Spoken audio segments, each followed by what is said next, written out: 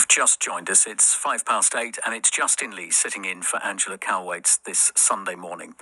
And if you're a regular listener, you'll know that at this time on a Sunday, we catch up with someone who lives, works, studies here in Devon to find out a bit more about them and about their faith. And today we're taking a look at the issue of climate change, because at the moment not a week goes by without some reminder of our heating planet, whether it's the wildfires currently scorching a Hawaiian island, some shocking pictures from Hawaii this week, or those engulfed parts of Rhodes and the other Greek islands, or that scout jamboree in South Korea disrupted by a heat wave and a typhoon, and our own weather as well. We've had extremes of temperature and weather in this country. Well, closer to home, my guest this morning for Have Faith is a climate ambassador for Plymouth City Council, along with many other voluntary roles, which he fits in alongside his PhD at Plymouth University's Business School. He's Abbas Mohammed, also a member of Global Plymouth, which brings international students and the local community together. Delighted to say he's with us in the studio. Good morning, Abbas. Good morning. Thank you very much for being with us this morning. First of all, tell us a little bit about you, where you're from, how you ended up at the Plymouth Business School studying. So my name is Abbas Mohammed, and I'm a PhD student at the University of Plymouth. Now, I come from Nigeria, and I originally am a Nigerian, lived and born and bred in Nigeria, and I did most of my studies in Nigeria as well. So I used to be a teacher for almost 7-8 years before I decided to pursue to further my education, and that's why I am in Plymouth today. I study business with management, but with a large concentration of it in finance and economics.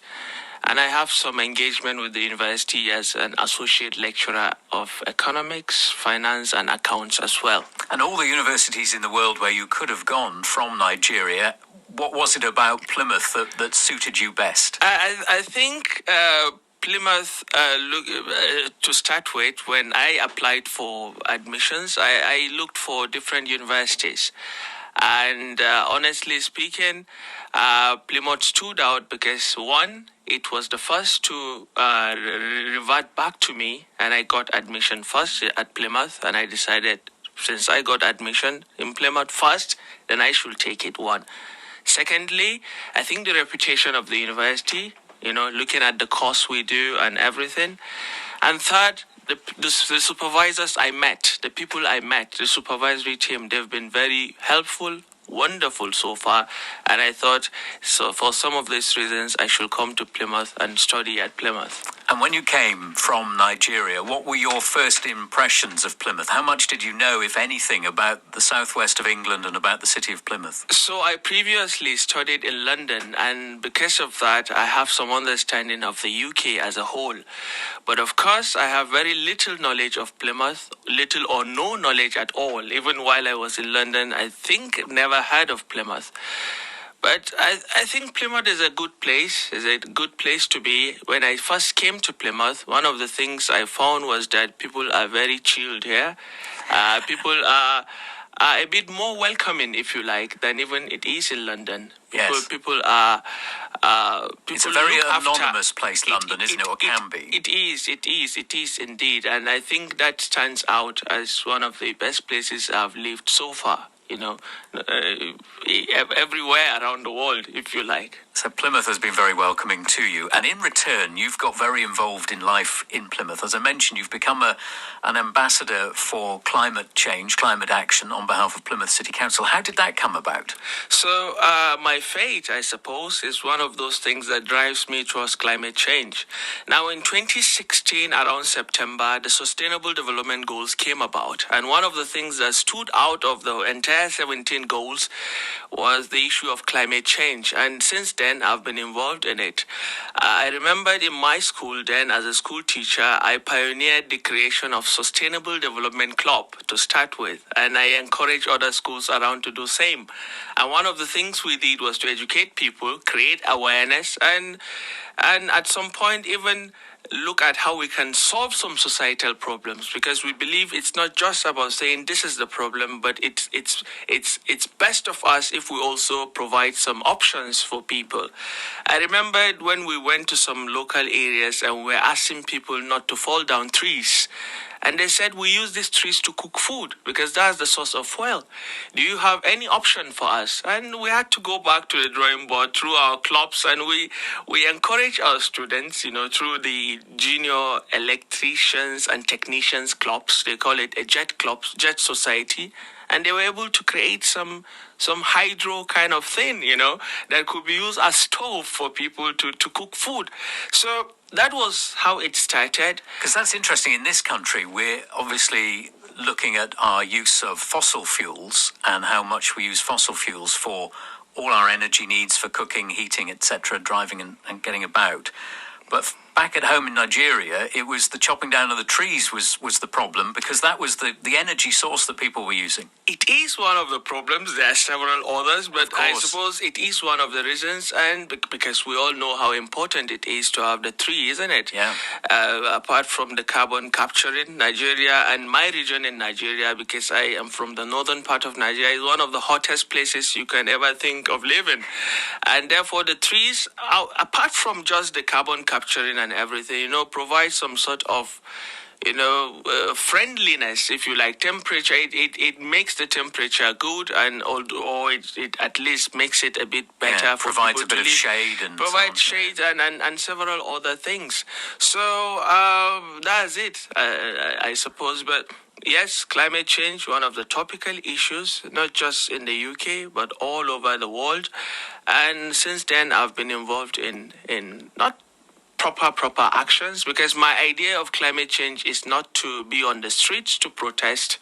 My idea of climate change is to educate people, and more than educating people, step in and take some actions, right?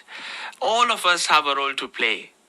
And one of the things that have always been there is it's a government's business, and this is one of the things I've tried to educate people about. And to further that discussion, we have decided to organize a climate reduction symposium coming up on the 23rd of September at the University of Plymouth campus. Everybody is welcome, whether you are a student, a member of staff at the university, or just a local resident, or anywhere. You are very welcome to attend our event. And I think that's such an important message as well, that we shouldn't just look to government and say, you sort this out. This is for each and every one of us. We to all have have some a role to play. Yes, yeah. Now, you mentioned that this was driven partly by your faith. Tell us a bit about your faith. You're a Muslim, so tell us about growing up in Nigeria, the sort of background you had and your faith and how it developed back at home.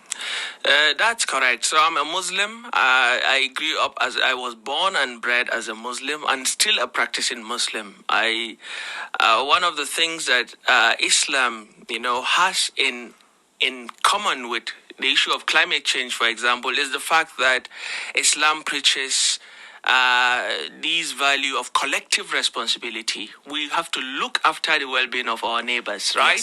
Yes. Although a very important part of Islamic faith. It's key in Islam. Yes. Well-being of others is key, and that's why I thought every one of us, will have to get involved. And again, the teachings of the Quran, which is the Islamic book, and the traditions of the Prophet Mohammed, peace be upon him, who is regarded as one of the key figures in Islam, has actually been of, if I may quote a verse in the Quran, Quran 13, verse 11, which Allah said that, look, you have to change yourself before I change you. If you need my guidance, if you need me to change you, then you have to change your inner selves. This is Quran 13, verse 11. Change comes from within. It does come from within, and that's why I thought instead of me to sit somewhere and be talking about the government and climate and everything, then it's best of me to take some action. Yes, Nigeria, a very diverse country, a country of different faiths and different culture, is such that you have to learn to live with everyone, because that's the only way you can survive the system. Diversity is promoted in different ways and shapes. And that's the country I am from. And I think to some extent it also informs the way I do things even here in Plymouth. I have a good understanding of people from different faiths, from different cultures, and that's because I come from a very big country that has a good understanding of all of those as well. Which helps you to relate to all sorts of people from all sorts of backgrounds and get that message across about climate change to all groups. Of course it does. It will interest you to know this, if I may add. Yep. So I went to the University of Maiduguri. Maiduguri is on the northeastern part of Nigeria, and that is where the Boko Haram terrorists. Oh yeah, we'll all be familiar with them. Yeah, very well. So that's where they operate mainly. Although they are in other places, but they mainly operate from there. And of course, we all know how they've terrorized the entire region, the entire subcontinent, if you like. And when we started studying why they emanated and what was it that they wanted, of course they are a terrorist organization. There is no doubt about that. Although they try to align themselves with a faith, which obviously the teaching of the faith is it's a non-violent teaching, and we the adherents of Islam do not accept what they do. But when the issues were being looked at very closely, one of the issues that came around was that the Lake Chad region used to be one of the most economically viable areas in the world, and in that region we have different kind of farming activities taking place, and most of the locals are either into fish farming or they are into crop production or different sort of things. Now this lake has shrunk. From a research by the United Nations indicated that it has shrunk to about 90% from the way it was in 1960, right? This means people will lose their economic activities, they will lose their jobs, they will lose money and everything. So what do you expect them to do, right? And again, an idle hand, they say, is a devil's workshop, isn't it? So what do you expect them to do? So when these terrorists come in with money and they give them money, look, you've lost your fish farming, you've lost this job, but we can offer you this amount of money to thrive. And then people are happy to take up with those things. So terrorists are exploiting the problems caused by climate change. Very well. So they are exploiting the problem, but what caused the problem? Of course, is the issue of climate change. Yeah.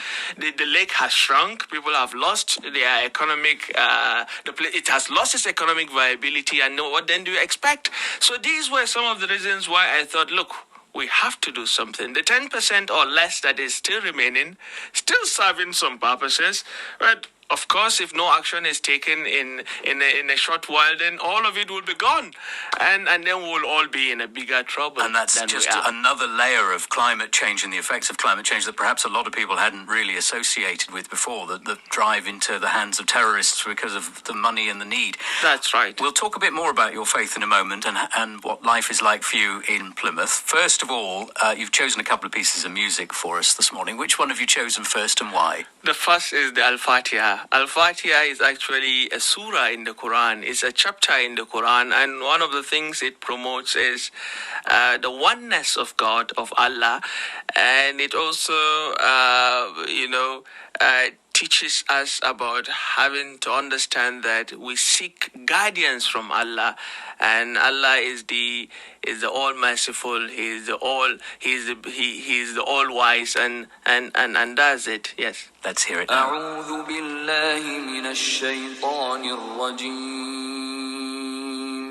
بسم الله الرحمن الرحيم. الحمد لله رب العالمين الرحمن الرحيم مالك يوم الدين إياك نعبد وإياك نستعين اهدنا الصراط المستقيم صراط الذين أنعمت عليهم غير المغضوب عليهم ولا الضالين.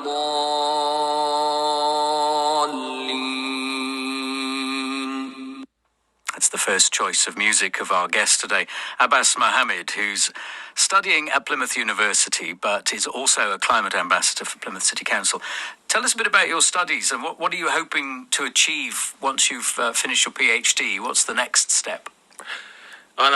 That's one of those difficult questions you ask a PhD.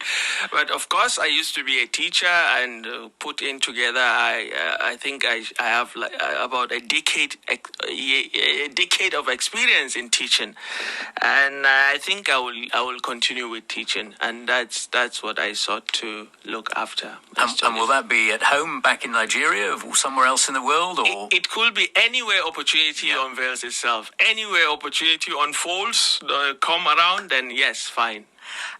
Here in Plymouth at the moment, as you're studying, alongside your study and all the other work you're doing, as I mentioned, about climate change, how much time do you have to devote to your faith, and how do you practice your faith in Plymouth? Now, regarding the faith, there is one thing I would like my audience and everyone to understand. The faith comes first before any other thing. So in Islam, when we are drawing up our calendar for the day, our plan of activities, then it revolves around the 5 daily prayers we do, for example. It revolves around every other thing that we thought would please God and that we've been commanded to pursue for the day or for the time. So, of course, faith is something that we don't question, if you like. We have to do all the teachings. We have to follow all the commandments, if you like. And our calendar will have to revolve around that. So if I have any teaching, then I will have to make sure it's within my prayer. It's outside of my prayer time. Yeah. Or if it comes along during that time, of course, there are always ways to find your way around some of these things. That doesn't mean I'm going to leave the class anyways, but then there's always this flexibility. But again, faith is one, there's first, and then every other thing revolves around it. So finding time to do other things, it is normally difficult to balance up all your time, right? Yeah. But of course, if you are driven by the faith I am following, then I think you'll always find time, because it is the faith that commands us to also do good to others, to also spread kindness, to also be compassionate, right? And that's the key word. That's what I've taken from talking to you this morning. Is you are passionate about your studying, you're passionate about your home country, you are passionate about the climate, and passionate about teaching, and about your faith as well. Very, as you say, faith first, above all those other commitments you have. As a result of that, we've talked already this morning about the symposium that you've helped to organise. Just remind us again where that is, when it's taking place, and who can come along. So the symposium is titled, "What Can We Do About Climate Change?" Right? What can we do as persons, as individuals, not as a government, right? And I'm sure we're going to have very little presence of the government at that forum, so that people will have a feeling that it's our event and not the government's event. It's going to take place on the 23rd of September, 2023 at the Roland Levinsky building on the University of Plymouth main campus. And it's going to take around 3 hours, I think, starting around 1 or 1:30 to around 4 o'clock or thereabout. And it's going to have a plethora of discussants, panelists, people who will be there to speak to people on in a non-expert way, if you like. Yes. So we wouldn't be there to say net zero, to say 1.5 degree, blah, blah, blah. No. We will be there to speak to people in a simple language they understand, so that they understand it's their responsibility to take action, and they know what sort of action they are there to take. One of the reasons why I decided to propose the climate symposium was my visit to the MVV, the Devon Energy for Waste company. Yeah. Upon my return, I said, look, there are a lot of things we learned there. When we visited, how our household waste is being converted to electricity. that about 40,000 households within Plymouth, make use of. And I thought, are people aware of this? Do people know where their waste goes from when it leaves their household, their Yes. compounds?